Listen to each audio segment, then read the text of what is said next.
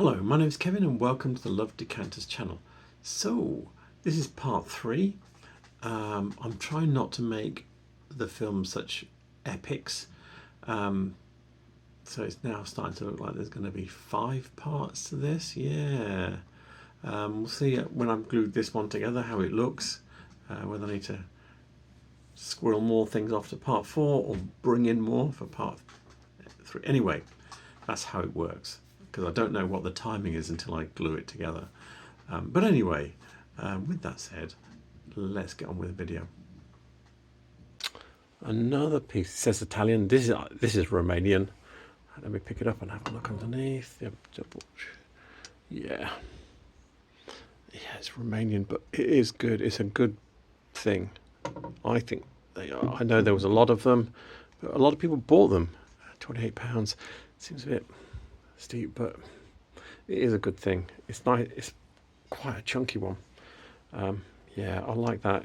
It's from the same place as that basket we're looking at, and the fish that you see, the Niagara factory. A lot of them have this look to them.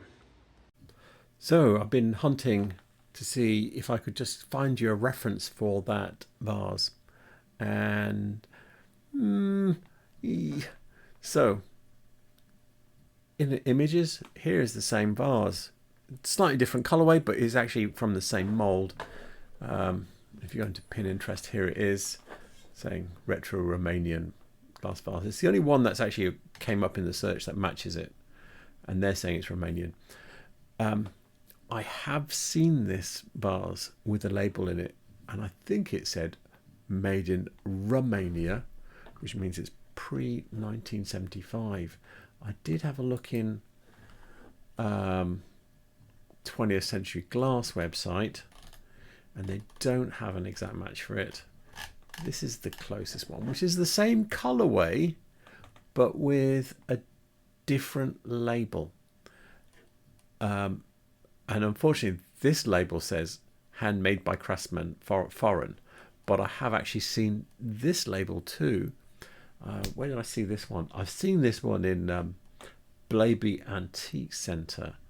It's on video if you want to go and look at those ones. It's on the top floor, so it would be one of the last videos of Abington Antiques Centre, and that had the Made in Romania label on it. And yeah, so you can see the colorway is like what we were looking at there, a bit clearer, but this is all done by rolling the vase into chunks of colored glass and then melting into the surface. So it's never going to be exactly the same, but the chunks of color are the same color as what we were looking at. So you would never get it to be exactly the same, but you can get a similar look. So yeah, I'm happy, more than happy, because I've seen it before. Trying to prove it online is a bit harder, but I've seen it before, and I've seen it with labels on. We were looking at some pale blue Stozzle plates earlier, and here's some more. But this is like the whole set. You've got like your main bowl, yeah, as they call it, your serving bowl, whatever you want to call it, and then you've got small bowls, and then you've got little dishes to go with it. There are other bowls and things to go with this service, but I think that's probably a set that's bought. There's the whole set from the 1930s by Stozzle from Hermanosa Hut. £25 for 13 pieces of glasses. So that's, you know, a couple of pounds a piece. So I just wanted to say something and clarify something about that price on that service that we were looking at. We've got 13 pieces and it was £25. Now, if you saw one of those bowls, the small bowls, for £2, that's not really a genius price. That's okay. What makes it a bargain is the fact that you've got the full service there. You've got 6 bowls, 6 plates, and the large serving bowl, all for just marginally over £2 each. In fact, you could say the large serving bowl was £3 and all the others were £2, and you would be, you know, it is a bargain. hang on, that's bad maths, isn't it? It would be, actually, the large serving bowl would be £1 and all the others would be £2. So yeah, it is a bargain. Because it's the whole service, you could buy it, know you'd have the whole service, and you wouldn't be running around trying to find other bits to make up something for your table. So yeah, I think that was a bargain because it's the full service, not as individual pieces. I just wanted to clarify that. A couple of little ashtrays here. They look a bit like Whitefriars 9099 pattern ones, but I don't think they are. I might be wrong. They're not saying they are. In fact, they want £2 each for them, which is a very decent price. There's also this. I've seen this before in the book, in the catalogues, so I might try and find that again. This is the Davidson 1956 catalogue that I've downloaded from the Victorian Press Glass website. Now, I thought that would be a pre-war piece. I've looked in 1940, it's not there. I even went back to 1931, I think, and 28, and it's not there. So it's definitely post-war. Yeah, doesn't tell you what colours it comes in, but this is it. It looks very deco to me, but yeah, it's Davidson's. It's a post-war piece, so you could say it's mid-century. It does feel very deco in style, though, and deco is a style, not a time period, so it's deco. This is nice. Well, it's not that. It's actually very poor quality. It's French, by D.G. Durant. Sometimes they're clear with like a red lacquer on them in sections. Yeah, so that'll probably be from the 60s or 70s or something like that. And then down here, there are these, yay, wasp traps or fly traps or whatever you want to call them. Yeah, look at the hole in the bottom. These are really basic ones. I've not seen this before with RBS written on them. Never seen those before. Very basic ones. You're probably hanging them up by a string. What you do is you put a bit of jam in the bottom, put some water in it. The wasps fly up inside the hole in the bottom, and yeah, you put a cork in the top, by the way, and yeah, then they kill themselves by drowning themselves in the. Well, this is interesting as well. Looks like Dalton, but it's not marked. It's just got a K on it. Sorry, I'm being distracted. It's a tobacco jar. Anyway, yeah. I haven't found an exact match for that wasp trap or be able to find what RBS means. So that's a... But I did find this one, which looks like it's made out of the same mould, but with a different letters. It says LIS. Don't know. Anyway, I thought this is how it works in action.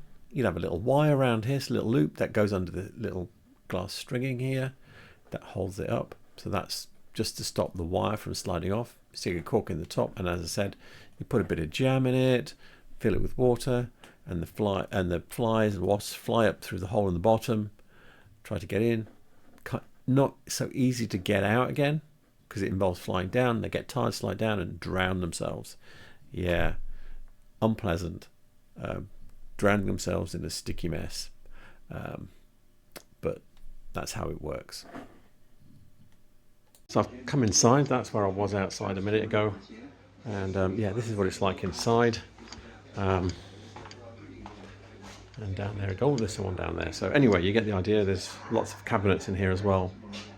Look at this big piece of glass sculpture on a glass base and everything. I'm pretty certain these are Chinese, but they're still good things. The only thing is there's no context with them. I don't know who made them. There's no textbooks or catalogues or anything like that floating, and that's what we want to make them interesting. We want to know who designed this. Yeah, they're a bit like Somerset stuff, but they're not, you know, there's no designer associated with them. I didn't want to be called a lemming saying it's Chinese. Someone has told me those twisty things are Chinese. So I thought I'd dive in, okay. So I did a few searches. I've been told that these are Chinese as well. These like drops that you get, the Summerso style drops. Although this one's saying it's not Chinese, but it's saying it's Murano. But anyway, so yeah, I did search after search after search. Yeah, not getting very far. There's one there on eBay. So on eBay, and 3 more sculptures of the same kind with a little glass plinth and a sort of twist, but they're all different from each other. And then I had a sudden thought, where would you buy such things from? Alibaba, and here we go. So Pujiang High Top Crystal Crafts Company, and look, they still do one, and it's $13 to $15. Now this is not the same as the one we were looking at, because the one we're looking at is second hand, but yeah, I mean, you've got to buy 20 pieces at least to get your $13 to $15. And you can see also they're doing the Summerso style. So this is a kind of cross between this and this. This is the one we actually saw there. Yeah, so they're still doing these things. People are selling them as Murano, but yeah, they're Chinese. And these ones with the drops, yeah, they're like Summerso, but Summerso don't do any drops, so so they are a Chinese thing. And really, a drop with case glass, nobody's got a, what can I say, a patent on that. It's such a common glassy kind of thing that you might do. But anyway, yeah, I found enough provenance here that it is Chinese. There's people still making this kind of thing today. Not exactly the same, because I said we're looking at second hand and it is art glass, and they're probably fiddling and changing it all the time. So, but yeah, it is Chinese. Opaline jug here. I think that's Davidson's, and I will try and find that. It might be difficult because I don't think I've got any early Davidson's catalogues, but it might be in one of the books. So I couldn't find the jug in any books, but I did find it on the 20th Century Glass website. And here it is. I even counted the little blibbies here to make sure it's the same one. And yeah, this is, so it tells you circa 1900, 643 suite. Yeah, this is a great website, isn't it? And even better, watch this. Look at that. You can even tell it's a 4-part mold. You can see the seams. So it would have like a hinged mold that they would push the glass into, and then unhinge it once it cooled a little bit. So yeah, you can see the seam running along the top of the handle there, and then down the bottom. So yeah, there it is in all its glory. Oh, it's even got a registration number. So I couldn't see it on that one. It might have a registration number, it might not. Let's see if I can. I might do something. I didn't spot that before. Actually, is it up here? Is the reg number up here? 13. I'm going to go and look in a book, okay? I'll be back in a sec. So there's a close-up of the number there, and it's 130643. And in my book, the book I'm using here is The Identification of English Pressed Glass by Jenny Thompson. 160643 was registered on the 13th of August 1889. So it's 11 years earlier than he was saying, by G. Davidson & Co. So yeah, the Davidson's correct. So that's really nice to pin it down to a day even. Got something interesting here. This is Stuart crystal. Can you see with the... I'm trying to get it so you can see the etched pattern with the graves on. This will be from the 1930s. This is the Stuart Crystal 1927 catalogue. I downloaded from the Stuart Crystal Collectors Facebook group. And yeah, so this is the pattern that we've seen, but these are different glasses, different shapes. What in the 1927 catalogue, there's multiple versions of this. Look, there's another version of it. I'm not sure if this one's engraved or not. That one looks like, the picture looks like what we were looking at. This one doesn't. So those are stencil acid etched patterns that you see on there. Those look a bit different, but then there are other patterns on here as well. If I scroll, will I find it again? Yeah, look at this one. Don't know if that's engraved or not, but yeah, it's the same motif. What's interesting on this one is the jug is put on the old-fashioned way, the pre-1870s way. So yeah, seeing that way is not hard and fast, but it's, you have to look at the whole thing, but it's a good indicator. But it's the only jug I've seen on here that as soon as I saw it I went, oh, I'm gonna have a look. But there are other things on there with that same pattern. Where here's another one, and yeah, different shaped glasses again, and a jug. Yeah, it appears a lot in here. And yeah, there's, anyway, that's enough of that. If I jump forward, 1938, and they're still using it with slightly different again. And there's, I think there's one other usage of it in here as well. So used throughout the 20s and 30s, the that acid etched grapevine pattern. But yeah, it's actually, no, yeah, so I think there is another version of it in here as well. Am I going to keep scrolling? No, I'm not going to. I'll stop now. So anyway, that's what it is. It's Stuart Crystal. There's no exact match for it in this book, but it is one of the glass shapes that they use, so I'm happy that it's their pattern and their glass shape. These are nice quality. These needle etched tumblers in the back here. It's very difficult to see the pattern. I'm trying to. Can you see the pattern with the swags on it? Yeah, they're good ones. There's a few places where I've seen things like that. I'm going to see if I can find them. I probably won't, but I will have a look.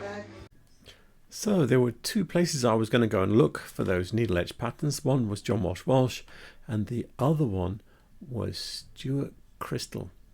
And lo and behold, I didn't even need to go and look at for John Walsh Walsh, because here it is in the Stuart Crystal 1927 pattern book. And yeah, this is the tumbler we were looking at. So it's even, you can see it's even got star cut base. You can see there's like a little bit of there showing you that that's what the base is. So yeah, I'm very happy to have found that. That means that those tumblers are coming on to 100 years old, maybe even older, because 1927 is the oldest catalogue I have. And this kind of needle etching method of doing these things was invented in 1865 by John Northwood. So yeah, so it's been around, but this is a more sophisticated one. The early ones were much simpler. So, but it could be going back to late Victorian times, this pattern. Big Victorian goblet around down here. Yeah, I can't see the price. What they've got written on it. It's got ball up step. It looks it's reasonable quality one as well. It's not a pub one. So yeah, that's quite a nice thing. Oh, I found something really nice. Oh, this is very nice. Let me have a play with the stopper. I'm going to put it down for a second. This is a royal type, so this would be from the 1830s or 40s. I want £25 for it, and I've had a look now. The stopper's not original. So I'll take the stopper out. Can you see there? It's polished there, but it's not polished there. So it's not original. If that had been original, it's a very good fit though. I actually had to hold it in two hands and pull it off. Yeah, it's a really nice decanter, really nice quality. And if that was original, that would be in my collection, especially for £25. So I thought I would explain myself a bit better about what I was talking about, it not being the original stopper. Okay, so I have two decanters here from the same period. Now, this stopper, look at that, you can see it's got a rough finish. It's got a polishy bit in the middle where it's been rubbing in the inside of here for the last nearly 200 years. So that gets a bit, the rough bit there gets worn down. So, yep. And if you look inside there, you can see in here that it's rough. Yeah. This goes with this. Yep. This one, that is polished. And if you look inside here, that is polished. That goes with that, okay. It's one of the more obvious signs that something is not a match is if you get it the other way around. If it fitted in nicely, so that one fitted in nicely, and it wasn't until I pulled it out, because when it's in, it just looks rough. Even if it's only just the stopper peg, so when you pull it out, you go, oh, that's polished, but that is not. So that's why I wanted to get it out, have a quick look, because it felt like it was nice and tight, and it's roughly the right kind of stopper. So I was kind of like going, is it right or is it wrong? And I had to give it a little bit of a yank to get it out. And as soon as it came out, I thought, oh, bugger. Anyway, yeah, I would have bought that. Was a lovely bottle, but I've got to be careful about what I buy now. I try to only buy, because I've got so many decanters now, I try to buy ones with the right stoppers. Otherwise, I'll just have millions. But anyway, that's what I was pointing out, and just wanted to be more clear about that. I'm not saying I like it, but this is a weird thing here. I don't recognise this at all. Never seen it before. Yeah, it's a really, with a separate layer of white glass around the top, emulating the candle wax. Interesting thing, but yeah, I don't know who that's by. Glass basket here. It's got this blibby on the top, which you normally associate, and these little ribs down the side, which you normally associate with the Romanian ones. But this basket part is different. It's got this little piece here, like a little handle, and it's not all blotchy coloured. Yeah, interesting thing. And the foot is just like a simple foot, not a pulled piece with little tweezer marks in it. So that is a bit of a weird one. This article is called "A Fish on Top of Your TV Set." It's about Romanian glass from the Padua Niagara factory. And these are the baskets that they did. And you can see they've got a separate attached base, which has got pulls in it. And then you've got the handle, which is attached like the one we were looking at, with pulls along the side, and a blibby on the top. What's different is that, and this one is exactly, you can see it's the same, just slightly different format. The one we were looking at, the rim was different, okay? This one goes up and down. This one had definite pulls out. The foot is different, where theirs is just a simple basically disc of glass, clear disc of glass that it's sitting on. So the handle's the same, the kind of basic format's the same. It doesn't also have this, none of them have this little handle. I did go and look at the 20th Century Glass website. There's a few on here. This is one. You can see this has the same features with the separate foot, in and out rim, handle, and oblivion on top. If I go back a page, there's a couple of others that are different. There's this one, but even then, this has a little, like the foot is like it's milled or something. Yeah, you can see that. So it is like a simpler foot, but it's not the same. And the handle's completely different. So this is a different kettle of fish. It's got the Made in Romania label on it though. And then there's this one, which is more like the first one, but it's even simpler. Yeah.